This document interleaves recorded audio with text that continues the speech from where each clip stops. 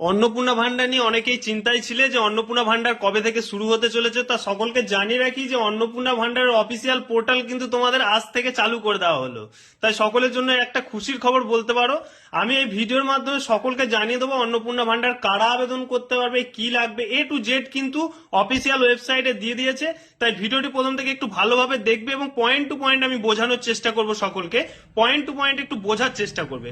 তো প্রথমে অফিসিয়াল ওয়েবসাইটে আসলে তোমরা একটু নিচের দিকে সবকিছু পেয়ে যাবে, অ্যাপ্লাই অনলাইন থেকে শুরু করে ফর্ম ডাউনলোড সবকিছু। এবার একটু নিচের দিকে গেলে তোমরা দেখতে পাবে এখানে তোমাদের বলা হয়েছে, প্রথমে এটা একটু ভালোভাবে দেখে নাও। মান্থলি তোমাদের দেওয়া হবে 3,000। এবং অনেকেই জিজ্ঞেস করেছে যে অন্নপূর্ণা ভান্ডার কারা কারা আবেদন করতে পারবে। শুধুমাত্র ফিমেল ক্যান্ডিডেটরাই কিন্তু অন্নপূর্ণা ভান্ডারের জন্য আবেদন করা হবে। নেক্সট পয়েন্টে বলা হয়েছে transfer mode direct bank transfer, অর্থাৎ ডিবিটি নিয়ে অনেকেই ভিডিও বানিয়েছে, অনেক ভিডিও বানিয়ে দেখিয়ে দিয়েছিলাম ডিবিটি লিঙ্ক কি। অবশ্যই তোমরা চেক করে নেবে তোমাদের ব্যাংক অ্যাকাউন্টের সাথে ডিবিটি লিঙ্ক আছে কিনা। ওকে, এবার তোমাদের দেখে নাও এটা স্টেট ওয়েস্ট বেঙ্গলের আন্ডারেই কিন্তু এই অন্নপূর্ণা ভান্ডার কার্যকরী হবে।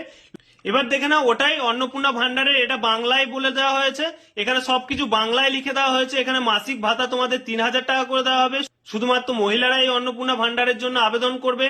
সরাসরি ব্যাংক অ্যাকাউন্টে টাকা তোমাদের ট্রান্সফার করা হবে। আবেদন তোমরা অনলাইন এবং অফলাইন দুটোতেই হবে। শুরু হতে চলেছে মে মাসে, অর্থাৎ এই মাসের মধ্যেই কিন্তু তোমাদের অন্নপূর্ণা ভান্ডার প্রকল্প আবেদন শুরু হতে চলেছে।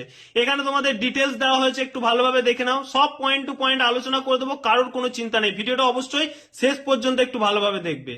এবার দেখে নাও অনলাইন প্রসেসটা তোমরা ঠিকঠাক ভাবে। প্রথমে তোমাদের ভিজিট অফিসিয়াল ওয়েবসাইট লঞ্চ করা হয়েছে, অফিসিয়াল ওয়েবসাইট থেকে তোমাদেরকে দেখে নিতে হবে। নেক্সট তোমাদের রেজিস্টার করতে হবে মোবাইল নাম্বার, তারপর তোমাদের অ্যাপ্লিকেশন ফর্ম, তারপর তোমাদের পার্সোনাল ডিটেলস ফিল করতে হবে, ব্যাংক অ্যাকাউন্ট ডিটেলস ফিল করতে হবে, ডকুমেন্টস আপলোড করতে হবে এবং সাবমিট অপশনে ক্লিক করতে হবে। এবার দেখে নাও অন্নপূর্ণা ভান্ডারে কি কি তোমাদের ডকুমেন্টস ফিল করতে হতে পারে। নাম এবং বয়স, অ্যাড্রেস ডিটেলস, ফ্যামিলি ডিটেলস এবং ব্যাংক অ্যাকাউন্ট ডিটেলস। এই ডকুমেন্টস গুলো কিন্তু তোমাদের অন্নপূর্ণা ভান্ডারের ফর্ম ফিল আপের সময় সাবমিট করতে হবে।